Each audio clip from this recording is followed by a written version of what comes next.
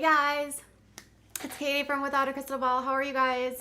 Okay, today has been one of those days I'm trying so hard to just like make sure everything is working in this house and in my life, and I made a video and I edited it and I put it all together and it was all set to go, and then suddenly I uploaded it, and YouTube is being really annoying right now on my channel, and everything that I upload lately turns to yellow. And then I was like, you know what, I'll just add it later because I don't know. Last night I did a video about a group in Albany, New York, and every word I used was not liked by YouTube, and I don't know why I can't even use the word of the group, because just the word itself doesn't imply anything in terms of like bad, but you even use the word and you can't get, YouTube, what's up? Why are you trying to do this to me? All right, so we are gonna talk about Jenelle and what she's doing, and then we're gonna talk about 90 Day Fiance Devin and Jihoon and what they're doing, because this is such a mess. And I realize I have taken quite the break off of 90 Day Fiance the last few months, and that was on purpose because that last season was such a mess. But I've been paying attention very much to what's been going on behind the scenes with Devin and Jihoon, and I'm sure most of you that are my 90 Day Fiance fans will be right here for this story because it's a damn mess. Okay. So let's talk about Jenelle. So Jenelle Evans, Jenelle Eason, she's formerly of Teen Mom2, and she has been putting out this docu-series called I Have Something to Say.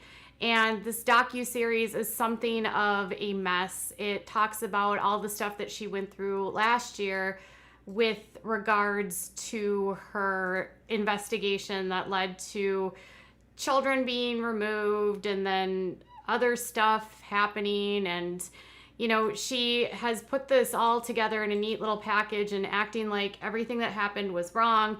There was no reason for anything to have happened, that we should have just been, you know, we should have just been really ignoring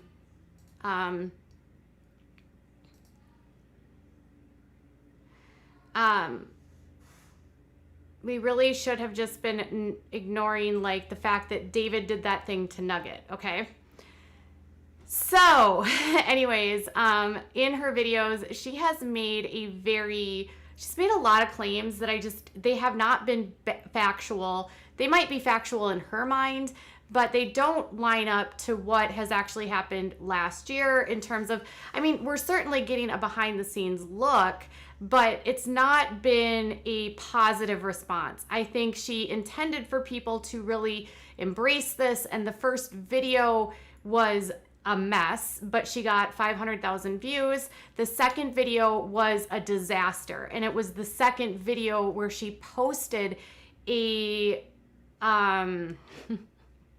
she posted a letter she got from the county, which basically was the reasons for why the kids were gone. And with what she posted, she not only put out her address and her child's address and her date of birth and all of that, notwithstanding that, but it was the check boxes on these documents that made people like me and other people that cover her kind of scratch our heads, because she basically said that the reason why the kids were gone was related to David's anger, but that's not at all what the documents said. So she then went on this rampage, if you remember, and she started yelling at Grace, and she started yelling at Leslie, and she started yelling at me, and she said that she was going to shut our channels down. And she said that we had no right to spread lies and we had no right to do all of these things. And honestly, I was like, okay, what are you going to do, Jenelle? Well, I figured out what she's going to do. She literally tried to terminate my channel. I just got this in my email from YouTube. And it says, we received the copyright infringement notifications below regarding your videos.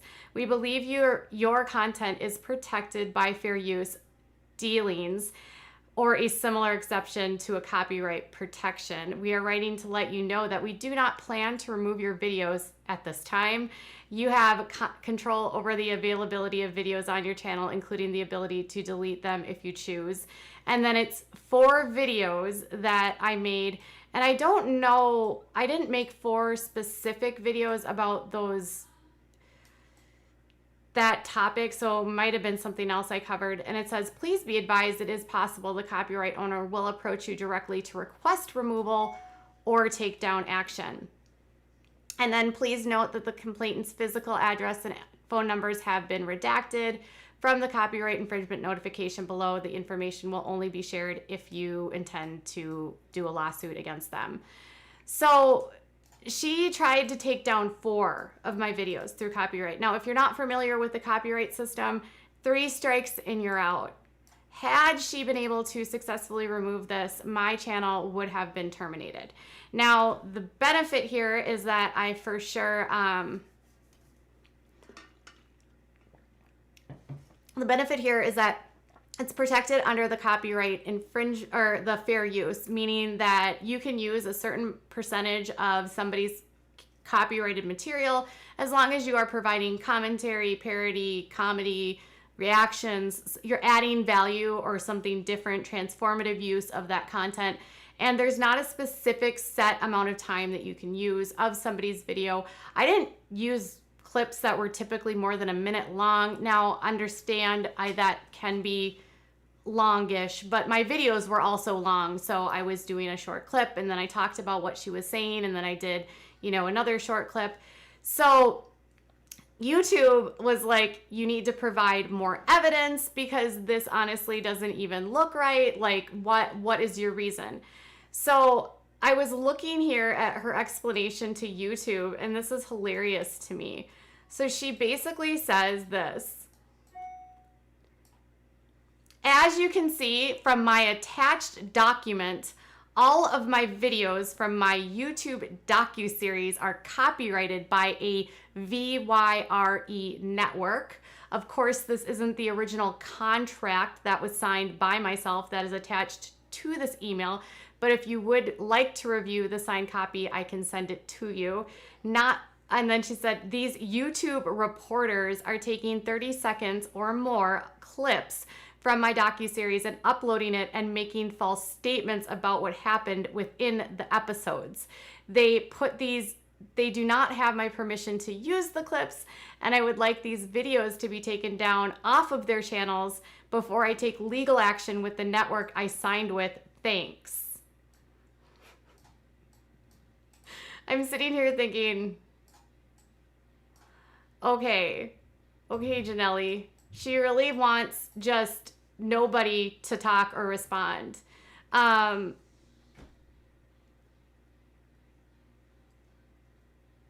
Yes, and yeah, I think with the check boxes, in fairness, Mary says the checkbox did say essay or physical, and that was true. And I honestly, when I saw that checkbox, I honestly thought it was about the dog. I didn't even put 2 and 2 together or even assume that it was the essay. It never even crossed my mind. Ultimately, it's her. I assumed it had to do with physical because of David, because we all know David is just a mess, right? But either way, the discussion and the commentary on this was regarding the fact that she boldly said it had only to do with anger, but then a checkbox says something completely opposite. And it's really sort of trying to point out that hypocrisy. But what I find interesting here is that I feel like she is so used to having been with MTV, as though MTV could 100,000% come on and say, we're going to take down that video. But she doesn't have MTV's pockets anymore. So I'm like, who is this network that she's trying to claim as the person that she has this contract with? Is this actually a legitimate network? Is this like a multi-channel network? Is this, what is this? So when I was looking at this let me just pull it up here. Give me a second. I don't want to show their copyright.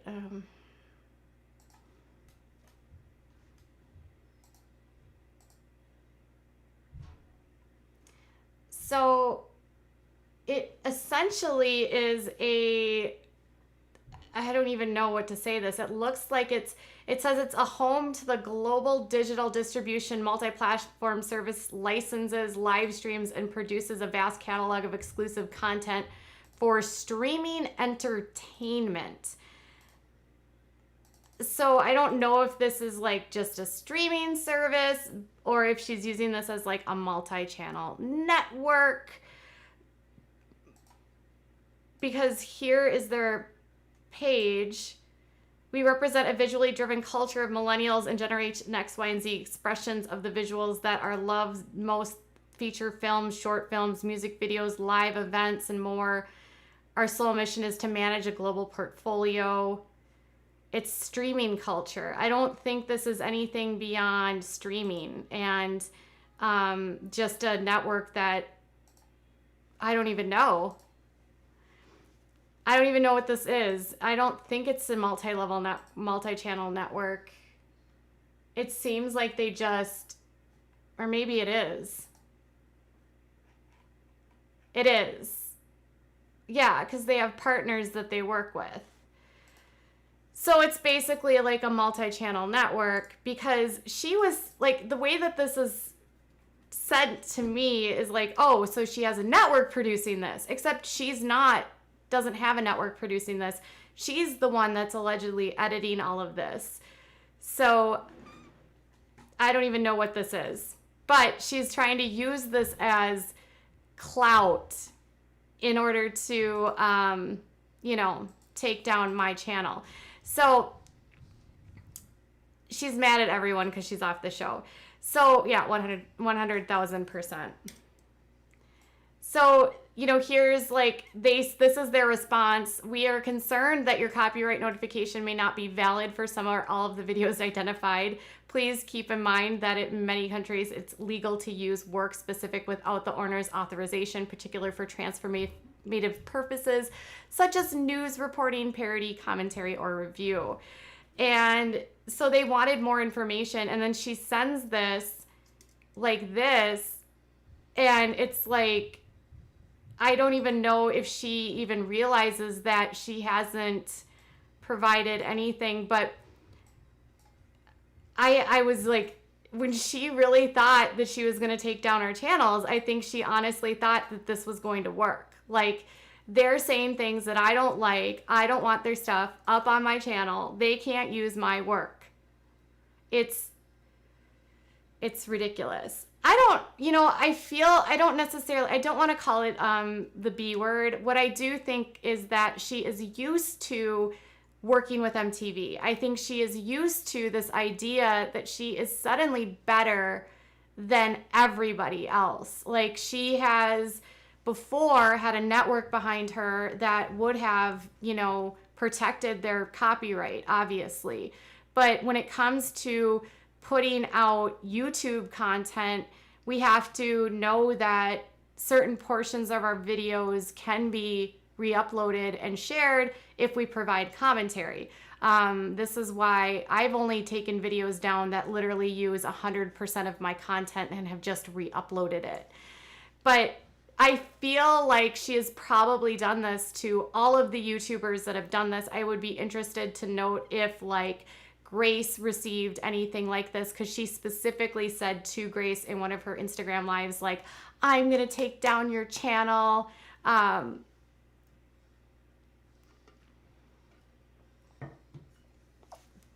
Yeah, she is for sure regular people now. I like that comment. She is just your average YouTube creator. She's not anything better than anyone else now on this platform. All of us have a platform. All of us have an opportunity.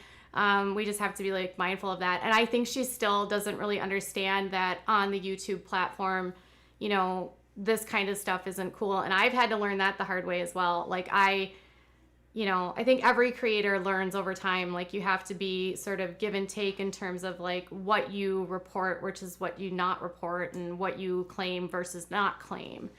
But in this case, I feel like she just wants to remove any content that she thinks is lying about her or not telling her truth, even though it was so clear in those videos she was not being truthful.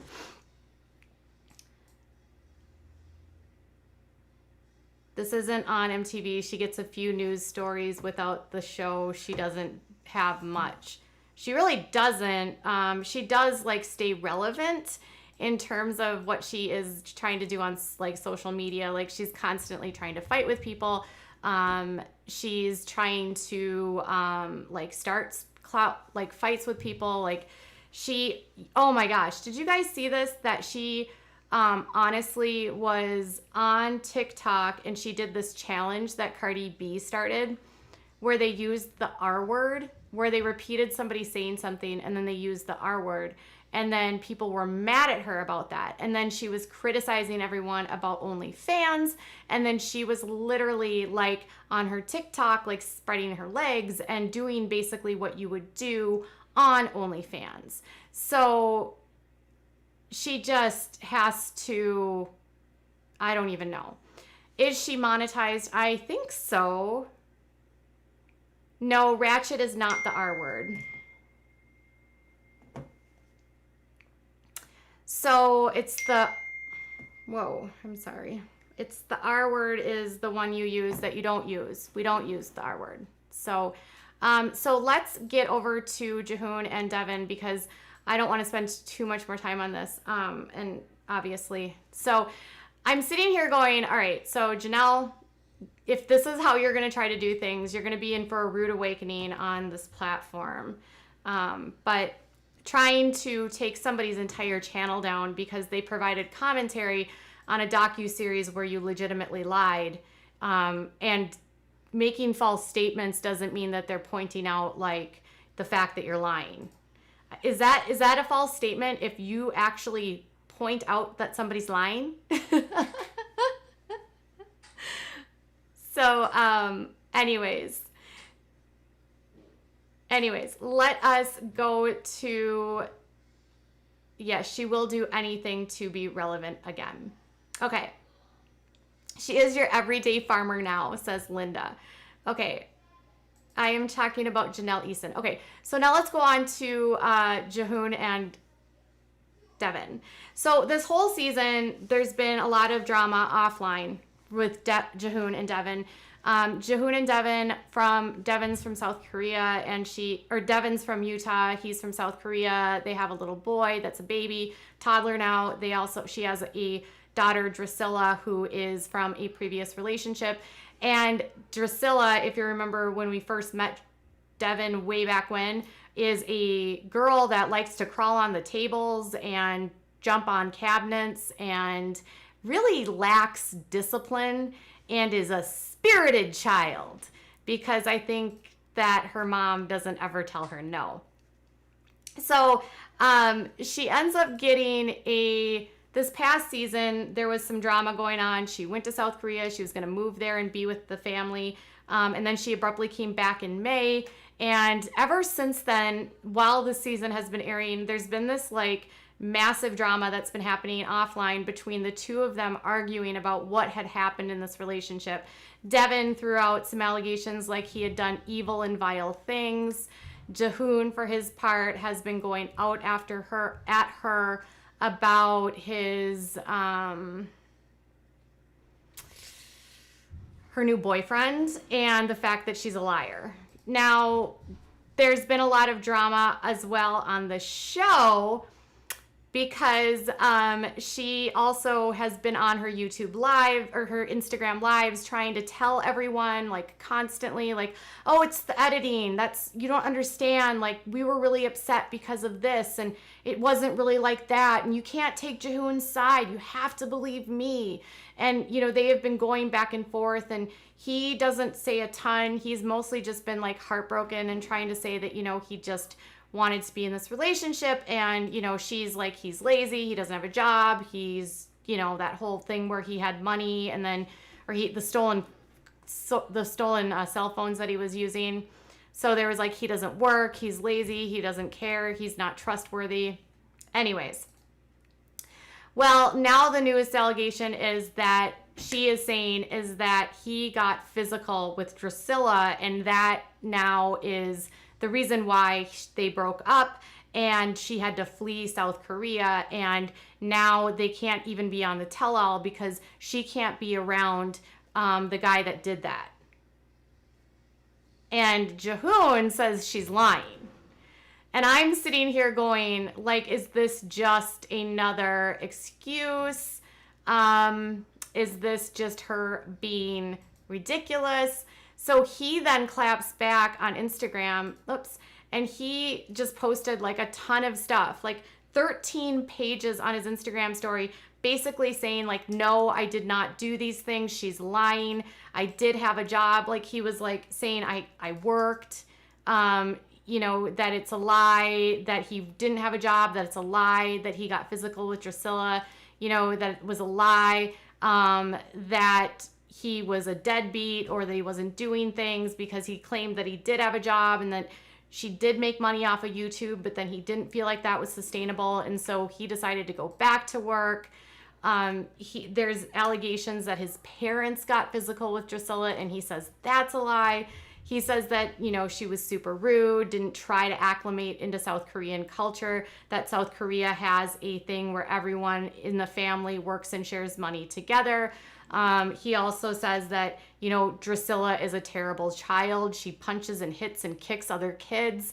He says that he has documents from her preschool where she is like, they're talking to her about her terrible behavior to the point where he says that he had to be called by the preschool to pick her up, and then he tried to talk to her about it and she wasn't understanding, and then he says he tugged on her hair and asked her if it would be okay and how she would feel, and I guess that was not liked by Devin. But he also says that, like, beyond that, like, anytime he tried to parent and she wanted him to parent, she wouldn't let him. So he wasn't doing things the way that she wanted him to. He didn't feel like he had a voice. And he's denying everything. And now they're not going to be on the tell-all. And he's annoyed that she has a boyfriend now.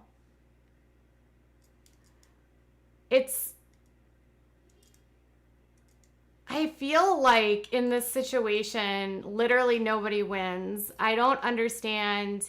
Linda says, I don't know him, of course, but I can't see him being physical. The only thing I could potentially think of is that they have a different culture. And so I don't know, pleading the fifth here, what's acceptable for discipline in South Korea versus what's acceptable here. Devin seems to have a no discipline, even not even saying no to Drusilla. Like, she is such a hands-off mom, and so, like, Drusilla should have more direction, and it's not the girl's fault. It's really that the mom doesn't put her foot down. I mean, she's literally out of control. Linda says, why would she introduce... Sounds like Kate and Jay, she's so bossy. You know, I just wonder, like, was she just, like, unwilling? I'm shocked that she already has a new boyfriend. And she's posting about this all on her Instagram, talking about how much in love she is. She's still legally married. Now, here's the weird thing, you guys. She is legally married in South Korea, but it's not recognized here in the United States. So she would have to file for divorce in South Korea.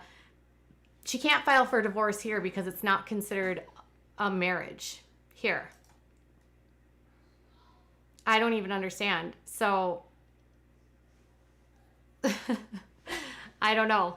But now they're not going to be on the tell-all. And then you have, you know, other bloggers telling different reality teas and, like, these other blogs that it all is because Jihoon's a complete a-hole. Now, I don't ever want to dismiss accusations like this. I have a hard time believing it just because she has lied so much about a lot of different things. But I also don't want to say, oh, it didn't happen at all. It's just like such a mess. And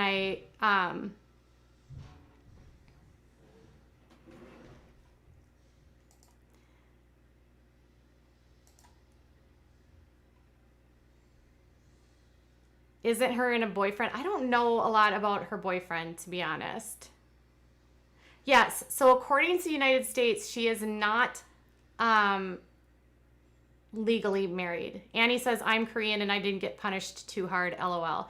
Again, I don't know what's acceptable, what's not acceptable from culture to culture. I also know that Drusilla is a feral child. Yeah, she's one of those kids that just sort of like runs around and doesn't have any discipline. Mom doesn't ever tell Drusilla no. She literally is like on tables and crawling on cabinets. And this information about the divorce. Okay.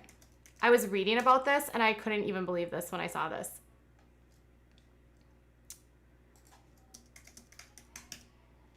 Who put it up? Was it on?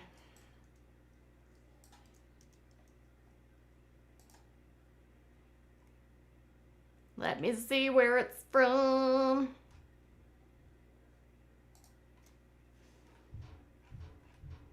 I think it has to do with, there's different like stipulations that happen for divorce in South Korea versus here, but because she got married there and never made the marriage official here, she's not considered married here, but she is considered married there. I don't even know if, let's see.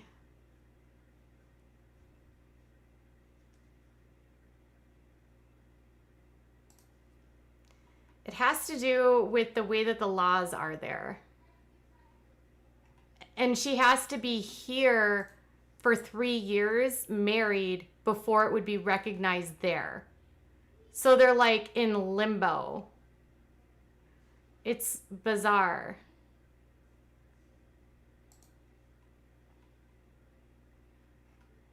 I think it was on...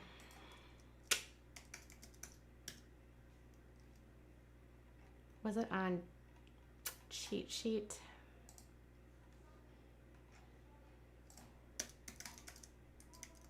I was actually shocked when I saw this. I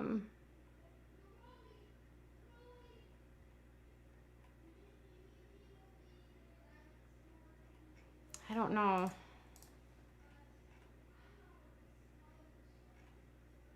Okay, here it is. So she can file for divorce from the United States. She can do that even if Jihoon doesn't want one. But there's something to do with the way that the laws are between the two countries. It's making it a mess. And he has not filed, and I don't know how it would work since it's not a legal marriage here in the United States. I don't know if she would have to go back there to have the divorce happen.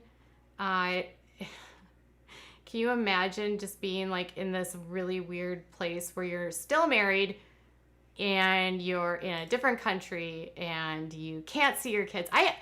Honestly, I feel bad for Jihoon in the fact that she has come back here. He can't see his children, his son. And here we are, like, you're in the middle of a he said, she said, and somewhere in the middle there's the truth. She couldn't even be bothered to learn how to speak his language before moving there. Yeah, I think a lot of the parts that I didn't like is that it didn't feel like she was trying to assimilate as well as she could have. Okay, so Livia says she would have to go back to Korea to get divorced. Thank you. I knew it was something like that because she couldn't do it from here. Got it. All right. So what do you think about this whole thing? Is she lying? Is she telling the truth? And what about Jenelle trying to take down YouTubers and their whole channels? I would love to know what your thoughts. Is Jenelle still big time or is she not big time?